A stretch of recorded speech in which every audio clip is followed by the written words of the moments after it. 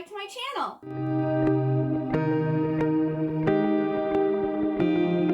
So today I'm going to be doing my January reading wrap up. So I'm going to talk about all of the books that I've read in January, or that I read in January.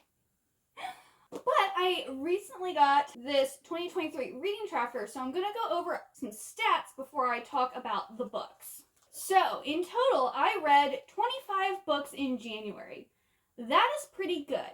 Now, 11 of those were manga, and then 14 were actual literal books. So I didn't read like 25 full-length novels in January. It was almost half and half for manga and then like novels. The total number of pages I read was 7,844. I DNF'd 0 books. I did 0 rereads. I read 11 series, not like 11 complete series, but 11 books that were within a series.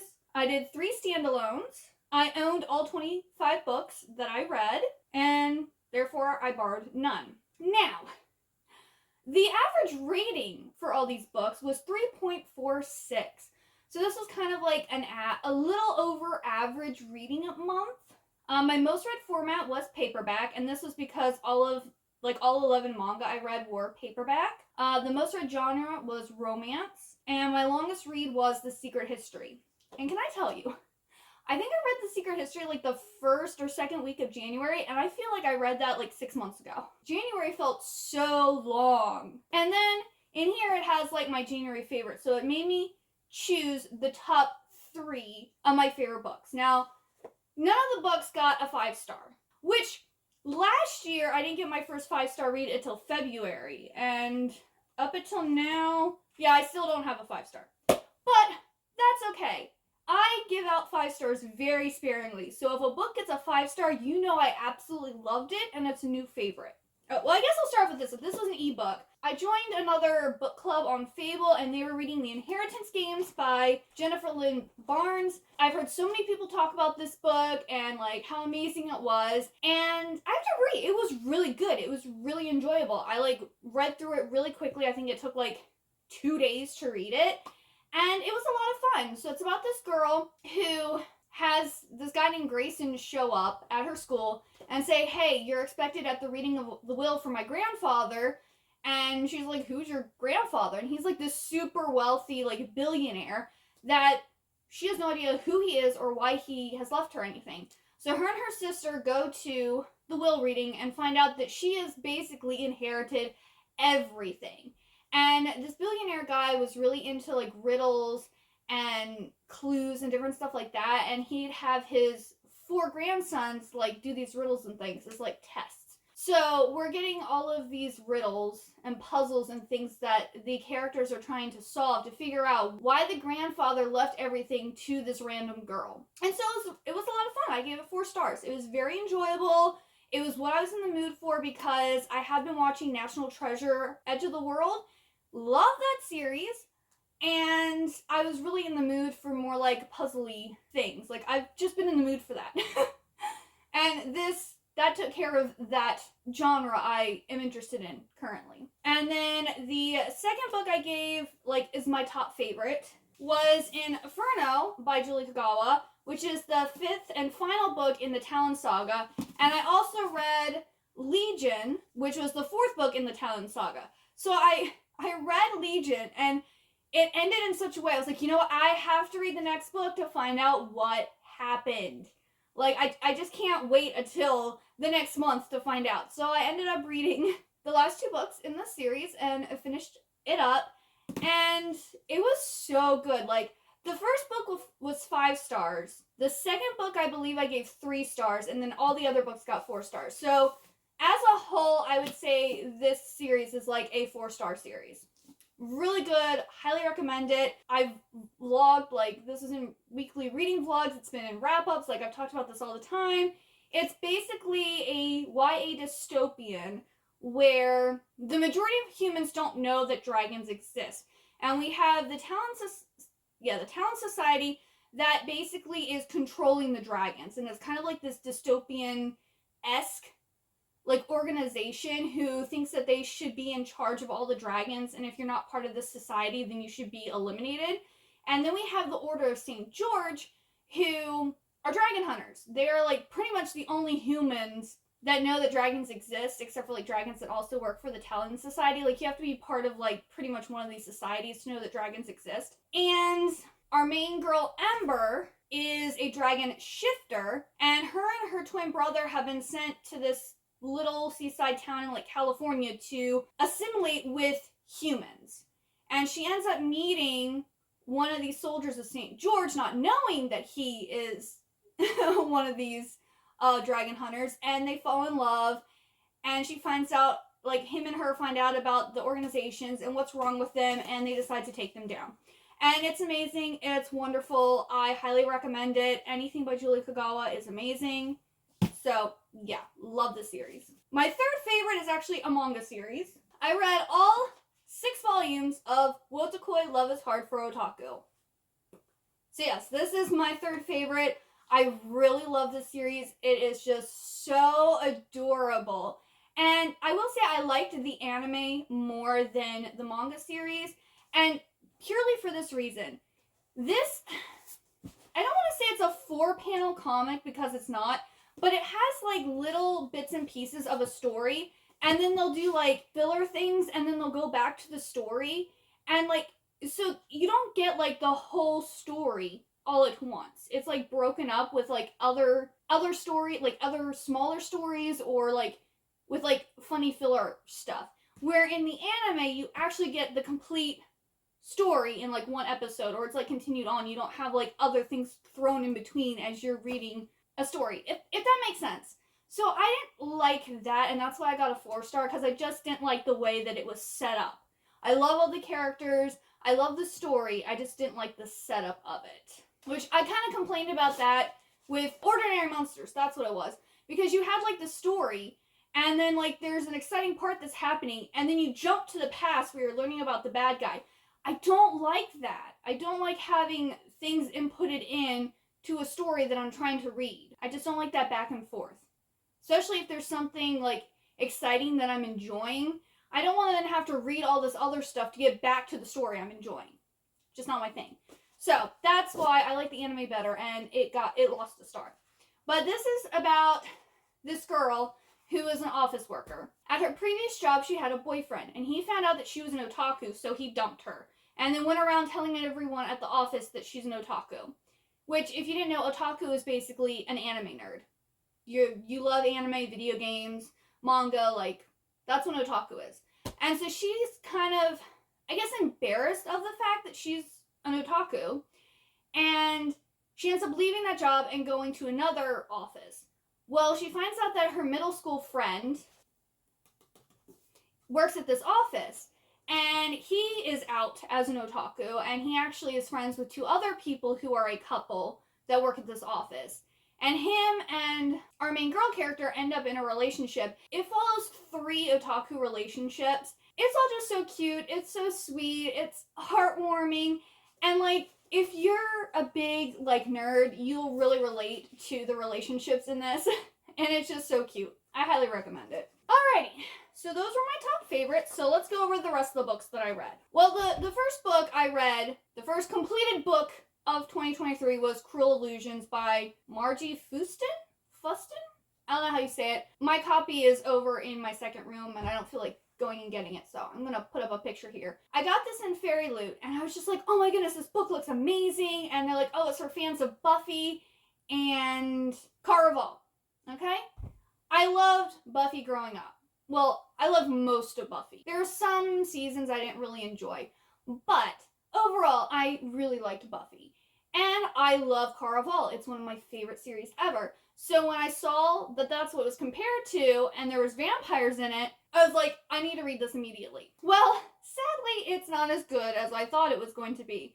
I ended up giving it 3 stars. This is about this girl whose mom was murdered, and she's been in, like, the foster system. Her and her brother are in the foster system, and they're finally with a family that like wants to adopt them. She's like not kind of on board. She's like happy for her little brother, but she's almost ready to like age out of the system. So she feels like they actually want her brother more than her.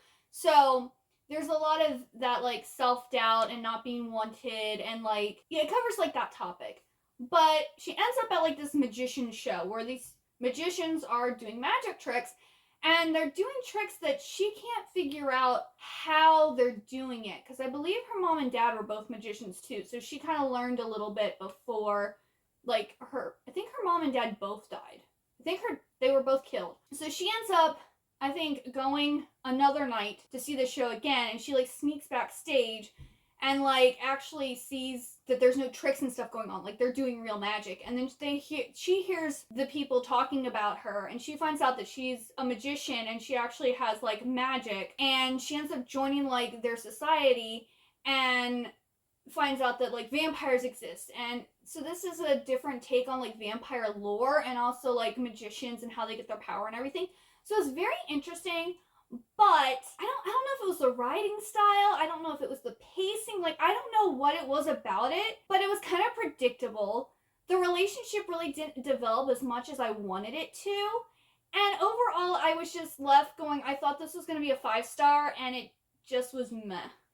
So, yeah, it was a nice read. I did enjoy it. It just, I had higher hopes for it, and it didn't meet those. So that's why I only got 3 stars. Then I was listening to A Court of Lions by Samaya Dowd, and this is the second and I think final book in the Mirage duology. And this is basically about this girl who is selected and are forced to be the body double of this princess who is the heir of the guy who basically took over their planet. He's like I don't know what it's called, but like the people who go in and take over an era and then say, I'm in control now and you have to listen to me and do what I say or I kill you. Yeah, it's basically it's about the 2 girls and like their friendship and what else our main girl has to do as the body double for the princess.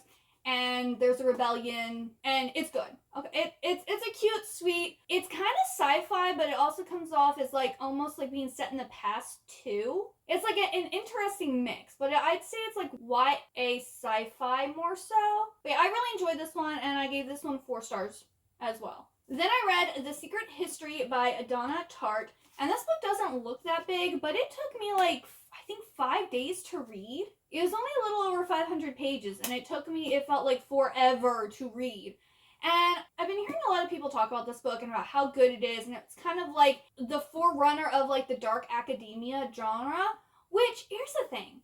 I like the idea of dark academia, but all of the books I've read that are dark academia, I just don't get. Like, they're too easy to figure out what's going on, or they're kind of really slow, or like, I don't know, the idea of the genre sounds good, but like the actual me like reading them and the enjoyment I get from them just isn't the same as like fantasy or like a romance, you know? So I'm kind of on the fence whether this is actually a genre for me or not, because I picked this one up because this is Jamie's like favorite book ever, and she talks about how it was funny and she just loves it, and every time she reads it, it just gets better and better. And I read it, and I didn't get it.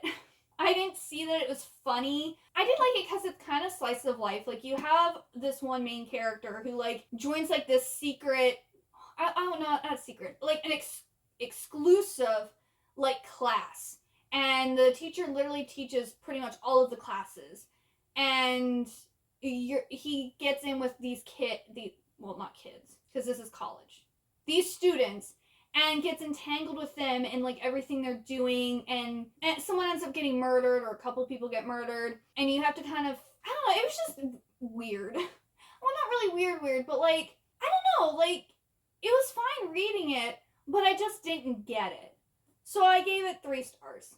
Because while the writing is good, I don't understand what it's trying to say, and I didn't particularly love it. And I also, it's kind of like If We Were Villains. I knew right away who was going to get murdered. I didn't know starting off why. I was about halfway through before I figured out why, but I knew who was going to get murdered right off, just because of the way they were acting. And I was like, yep, that's the person. I was right. So I kind of don't like it when you start reading a book and like right away you know who's getting axed. That's my thoughts on that book. Then my book club pick for Happily Ever Afters, my book club that I have over on the Discord channel, was Together We Burn by Isabel Ibanez. This was really good. I really liked this. I gave this one 4 stars. And it was a quick read. The only thing is, I felt like this book either one should have been longer or it should have been at least 2 books. Again, with this one, I kind of saw, like, as soon as this person entered Paige, I was like, that's the person who's the culprit. They did it. I didn't know exactly what they did. I didn't know why they did it. I had kind of an idea, but wasn't for sure. But I knew who had done it. We have in this world Dragonadors. And they are people who, the people did the fight the bulls and have they wave the red blankets and stuff. They basically are doing that, but with dragons. Instead of bulls, there's dragons. And then we also have flamenco dancers who, like, dance before or, like, during, like, halftime or whatever of these fights. And so our main girl character is the daughter of someone, like, her father owns one of these Dragonador rings. And she's a flamenco dancer, and her mom was a flamenco dancer, but sadly, during an accident, during one of these fights, her mom gets killed by a dragon. The book starts off with they're having a competition, or one of these fights, and the dragons end up getting loose, and, like, they kill a whole bunch of people, they escape into the city, and, like, it causes this big hoopla. And we know someone let out the dragons. And I knew as soon as the person showed up who let out the dragons. But she then has to try to figure out how to save their, like, arena, how to stay afloat, to bring back their family's, like, name, because people are thinking that they were irresponsible and they weren't locking up and training the dragons the way they were supposed to be. And she ends up meeting this guy who she asked to train her to actually be a Dragonador because her father was injured during this accident. Yeah, it was really good. I really enjoyed it. The romance between the 2 characters I also really liked. I wanted more development between them. And, like, the reason why the person released the dragons and everything was just so generic and cheesy. Like, really bad guy, okay? Like, it was so cheesy. But other than that, it was a really good book. Then I read Winterkeep by Kristin Cashore. This is the 4th book in the Graceling Realm series. It was good, but it wasn't amazing. I think my favorite of the series so far, I think, has been Fire, which is actually like a side standalone story. This follows Bitterblue, who the 3rd book is about.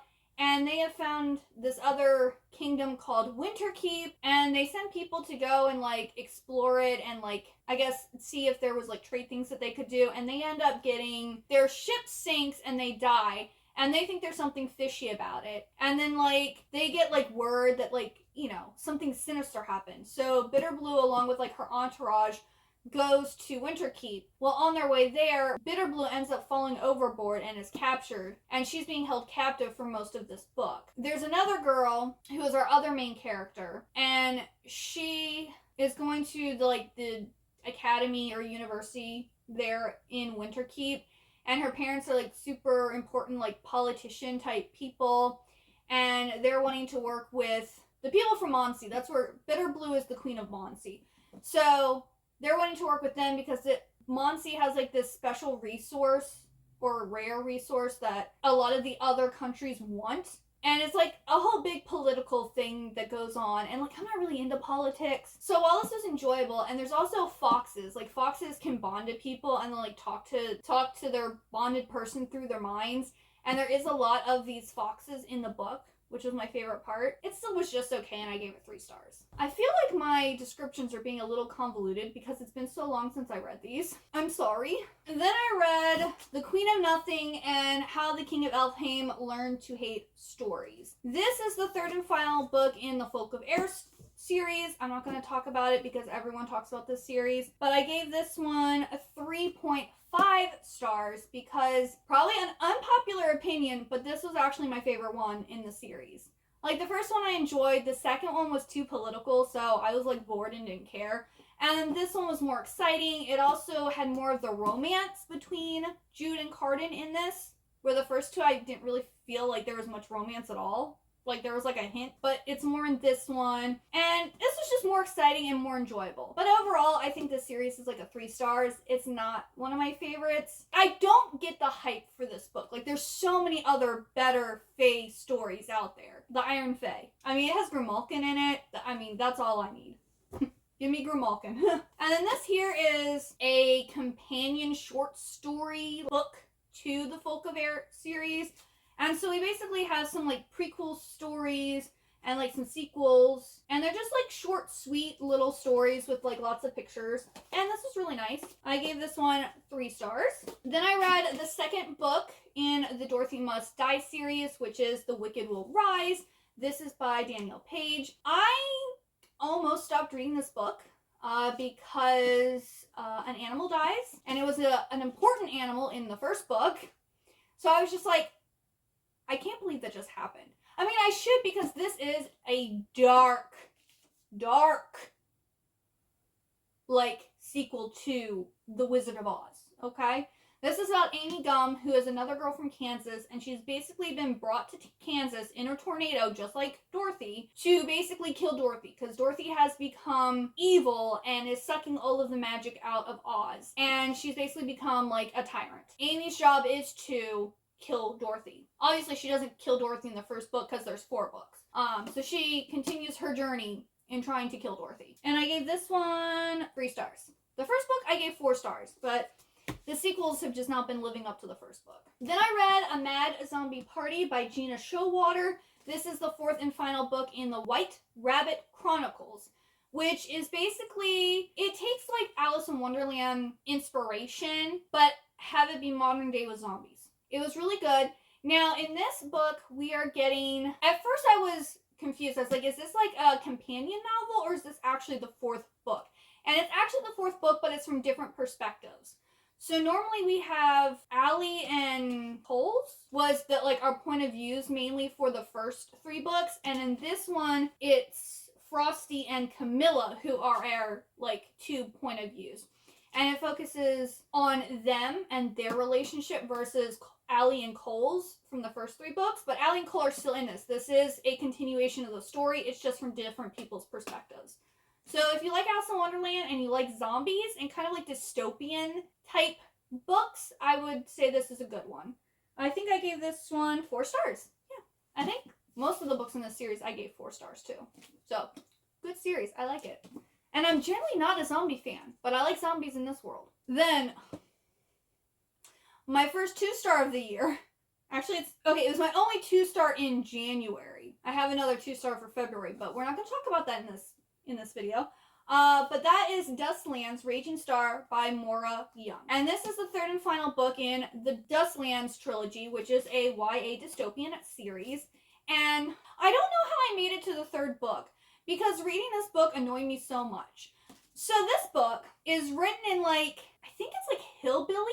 I think that's what it's called. Like a hillbilly accent or hillbilly speech or whatever. And there's no quotation marks. I don't mind stream of consciousness writing, and I don't mind not having quotation marks, but when you also have like words that aren't written in traditional like English, it annoys me because then it does get confusing. Because I'm trying to find... Okay, so like, let me read you this part. It says, "It don't take long. After more than a month of this day after day, we got the first come and go down pat. Slim's cart horse, Duff stands patient, hitched to the Cosmic. Molly and Tomo load Bean, the mule with the ammo and other bits of fighting gear, while the rest of us ready our horses. There ain't much talk. We're all shook by what's happened." That's like the whole book.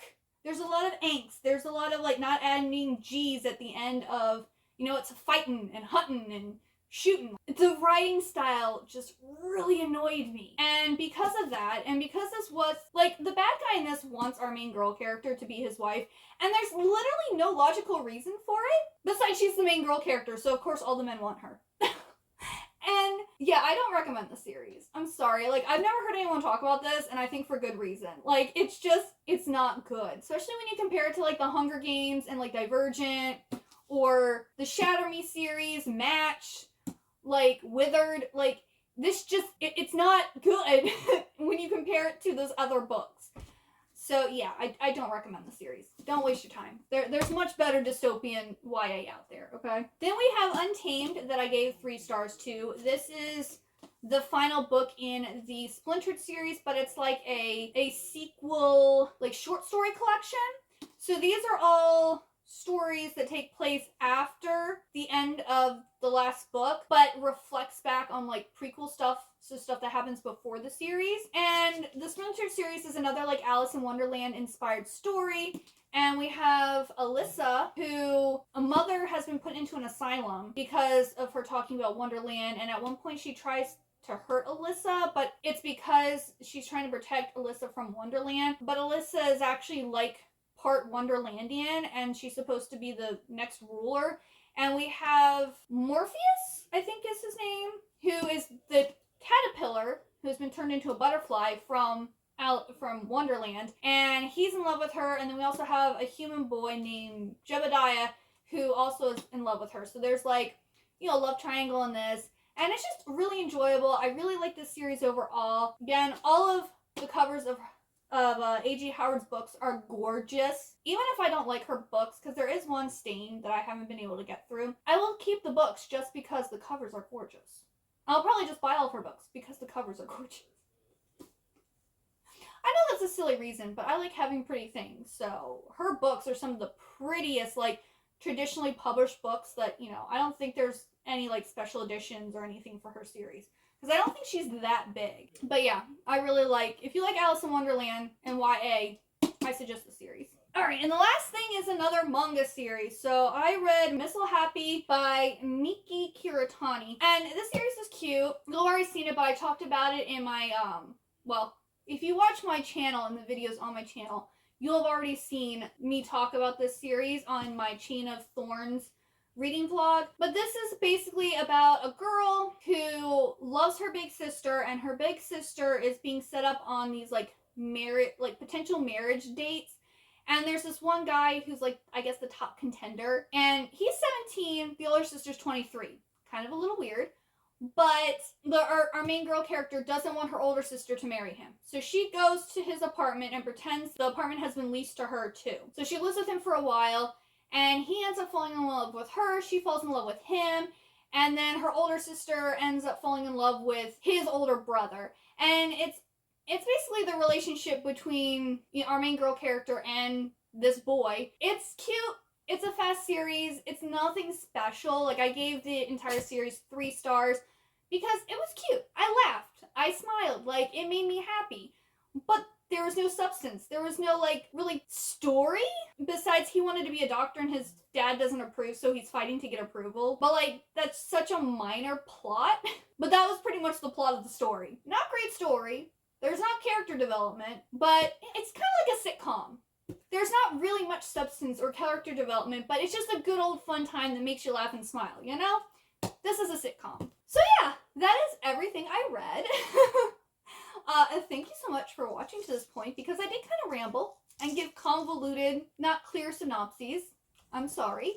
But if you got all the way to the end, please leave me the stack of books emoji. And also, if you like this video, please give it a big old thumbs up, and also hit that subscribe button down below. And if you would like to talk with me more, I do have a Discord channel that I will link also down below. And I hope you have a wonderful good day or night, and I hope to see you next time.